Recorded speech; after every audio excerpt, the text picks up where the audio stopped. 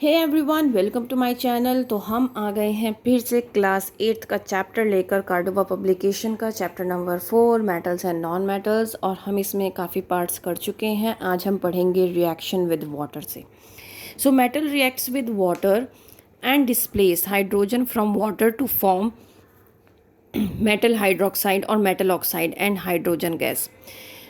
अच्छा, जब भी आप मेटल्स और नॉन मेटल्स पढ़ रहे हैं ना, तो आपको एक चीज़ का पता होना बहुत ज़रूरी है। हमने इससे पहले पढ़ा रिएक्शन विद ऑक्सीजन।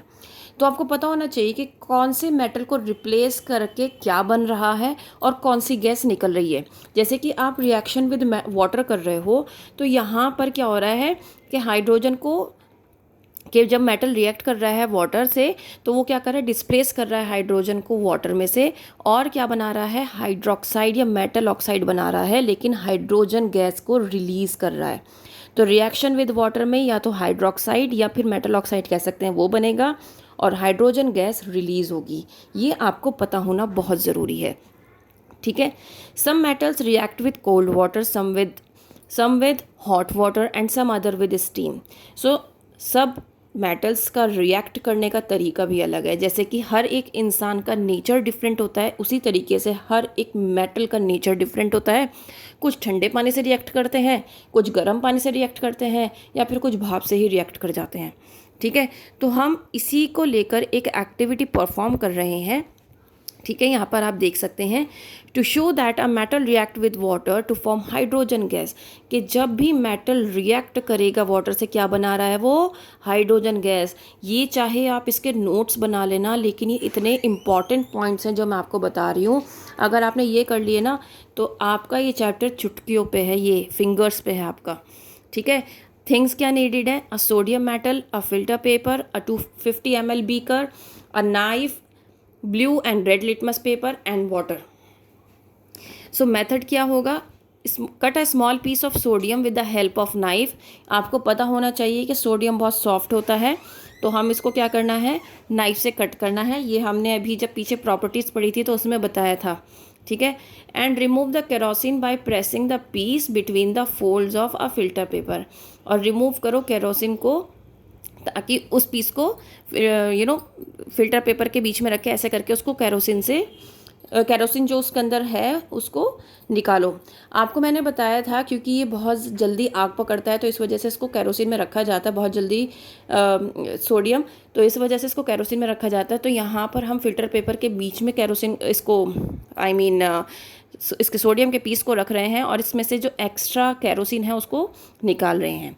अब 250 ml बीकर लेना है, fill 3/4 of it with water, 3/4 उसको पानी से भरना है। अब इस पीस को हमें क्या करना है, उस बीकर में रख देना है। अब आपकी ऑब्जर्वेशन क्या होगी, the sodium metal floats on the surface of water and at the same time melts to form a silver white ball. एक तो वो फ्लोट करेगा पानी पर, और दूसरी तरफ वो क्या करेगा, मेल्ट होना स्टार्ट हो जाएगा और एक सिल्वर वाइट बॉल में चेंज हो जाएगा। The silver white ball of sodium darts over the surface of water with the hissing sound producing tiny bubbles of hydrogen gas. मतलब क्या है कि वो जो सिल्वर वाइट बॉल होगी आपकी, वो उसके अंदर से एक साउंड निकलती रहेगी, हिसिंग साउंड, और बबल्स होंगे साइड में, जो हाइड्रोजन गैस के बबल होंगे। जो सिल्वर वाइट बॉल है वो gradually become smaller in size and catches fire. धीरे धीरे वो क्या करेगी, वो एक पहले बॉल बनी थी, ठीक है, और उसने क्या किया, उसमें से एक हिसिंग साउंड निकलनी शुरू हुई, ऐसे वाली हिसिंग साउंड। वो साउंड जब निकलनी स्टार्ट हो गई, तो वो जब साउंड निकल रही है, दैट मीन्स वो गैस रिलीज कर रहा है, ठीक है। वो जो बबल्स आ रहे हैं ना, वो हाइड्रोजन गैस रिलीज़ हो रही है। तो वो जब हाइड्रोजन गैस रिलीज़ होती रहेगी, तो ऑब्वियस सी बात है कि भाई बॉल का साइज़ तो छोटा होगा ना। तो वो ग्रेजुअली क्या हुआ, धीरे धीरे वो बॉल का साइज़ जो है वो छोटा होता चला गया, और जैसे ही ज़्यादा छोटा हुआ उसमें उसने आग पकड़ ली, ठीक है। अब वो जो आग लगेगी, ऑब्वियस सी बात है, आग का कलर क्या होता है, येलो कलर की फ्लेम होती है। So solution become hot, this is because the heat evolve in the reaction melts the sodium metal and the hydrogen gas produce during reaction catches fire. अब आपको समझ में आया कैसे आग पकड़ी उसने क्योंकि वो जो बबल्स निकले थे उसने क्या कर दिया, उस रिएक्शन को बहुत ज़्यादा गर्म कर दिया, जिसकी वजह से क्या हुआ कि वो जो सिल्वर बॉल थी उसने आग पकड़ ली। After this reaction if this solution is tested with blue and red litmus paper, अब इस रिएक्शन के बाद अगर इस सॉल्यूशन को ब्लू और रेड लिटमस पेपर से टेस्ट किया जाए तो रेड लिटमस पेपर जो है वो ब्लू चेंज हो जाएगा, जिसकी वजह से पता चलता है कि इसका जो नेचर है वो कैसा है, बेसिक है। जब भी आपका रेड लिटमस पेपर ब्लू में चेंज हो जाता है तो आपको पता होना चाहिए कि ये बेसिक नेचर का है। ठीक है, केमिकल इक्वेशन गिवन बिलो है जो इन्होंने ये एक्टिविटी की है। सोडियम वाटर में डाला था, फिर क्या हुआ था, सोडियम हाइड्रोक्साइड बना, सिल्वर बॉल बन गई और हाइड्रोजन गैस रिलीज होने लगी, जिसकी वजह से वहाँ पर हीट क्रिएट हुई और वो बॉल जो थी उसमें आग निकलनी स्टार्ट हो गई। तो ये थी आपकी छोटी सी एक्टिविटी जो बहुत इंटरेस्टिंग सी थी। मुझे तो बड़ा मज़ा आया आपको पढ़ाने में। ठीक है, इस एक्टिविटी को करने में तो आपको बहुत मज़ा आने वाला है। Similarly, potassium reacts vigorously with cold water to produce potassium hydroxide and hydrogen gas. अगर हम पोटेशियम की बात करें तो जब हम उसको कोल्ड वाटर के साथ रिएक्ट करेंगे तो वो पोटेशियम हाइड्रोक्साइड बनाएगा और हाइड्रोजन गैस रिलीज़ होगा, वहाँ पर भी हीट स्टार्ट हो जाएगी। ठीक है, हीटिंग होनी स्टार्ट हो जाएगी और क्या होगा, वो मैग्नीशियम ऑक्साइड और हाइड्रोजन गैस रिलीज क्या होगा, वहाँ पे हीट हो जाएगी। नेक्स्ट है मैग्नीशियम के साथ सेम वो वाटर के साथ रिएक्ट करेगा, मैग्नीशियम ऑक्साइड बनाएगा और हाइड्रोजन रिलीज करेगा। तो जब भी आप रिएक्शन विद वाटर कर रहे हो मेटल्स का, हाइड्रोजन गैस रिलीज होगी एवरी टाइम और वहाँ पर उसके ऑक्साइड्स बनेंगे, राइट। देन जिंक जब भी रिएक्ट करेगा तो वो एक तो बहुत जल्दी रिएक्ट करेगा। ठीक है, स्टीम के साथ हम बता रहे हैं क्योंकि हम जिंक को स्टीम के साथ रिएक्ट कर रहे हैं। हमने स्टार्टिंग में पढ़ा था कि कुछ हॉट वाटर के साथ रिएक्ट करते हैं, कुछ कोल्ड वाटर के साथ रिएक्ट करते हैं और कुछ स्टीम के साथ रिएक्ट करते हैं। तो जिंक को हम क्या कर रहे हैं, हम जिंक को स्टीम के साथ रिएक्ट कर रहे हैं। तो ये क्या बनाएगा, जिंक ऑक्साइड और hydrogen gas. Copper metal does not react with steam. अब कॉपर मेटल स्टीम के साथ भी रिएक्ट नहीं करेगा। अब कौन कौन से मेटल्स है जहाँ पर जो यहाँ पर क्या है, अनरिएक्टिव है, मतलब कि यहाँ पर एक्सेप्शन है, जैसे कि गोल्ड, सिल्वर, प्लैटिनम, ये क्या है, अनरिएक्टिव मेटल है जो कि रिएक्टिविटी सीरीज़ में सबसे नीचे पाए जाते हैं। ये जो सीरीज़ है ना, ये इतनी इम्पॉर्टेंट सीरीज़ है क्योंकि ज़्यादातर क्वेश्चन आपके इस सीरीज़ से आते हैं और यू वोंट बिलीव, ये सीरीज़ आपको 10th तक याद रहनी चाहिए। क्योंकि अगर आपको रिएक्टिविटी सीरीज़ पता है, उसी के बेस पर आप इक्वेशंस बना सकते हो, आप ये बता सकते हो उस पर्टिकुलर मेटल या नॉन मेटल का नेचर कैसा है। Due to this property they are used in making ornaments, decorative items and coins, platinum alloys, electrical gadgets और international standards of weights and measures इसके लिए यूज़ किया जाता है। नॉन मेटल्स वाटर और स्टीम के साथ रिएक्ट नहीं करते हैं। अब ये जो है रिएक्टिविटी सीरीज ऑफ मेटल, ये बेसिकली है क्या, arrangement of metals in a vertical column in order of decreasing reactivities is called the reactivity series. अब डिक्रीजिंग रिएक्टिविटीज़ में यहाँ पर अरेंज किया गया है, जिसकी सबसे ज़्यादा रिएक्टिविटी है वो सबसे ऊपर रखा गया है, जिसकी सबसे कम रिएक्टिविटी है उसको सबसे नीचे रखा गया है।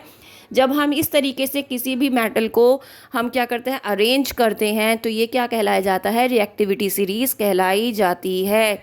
आपको पता होना चाहिए सिल्वर, गोल्ड और प्लैटिनम सबसे कम इनकी रिएक्टिविटी सीरीज़ सबसे कम रिएक्टिव होते हैं ये, इसी वजह से इनको किसी के साथ कोई रिएक्शन हम नहीं करते हैं, इसी वजह से ये ऑर्नामेंट्स बनाने में, जेवर बनाने में यूज़ किए जाते हैं।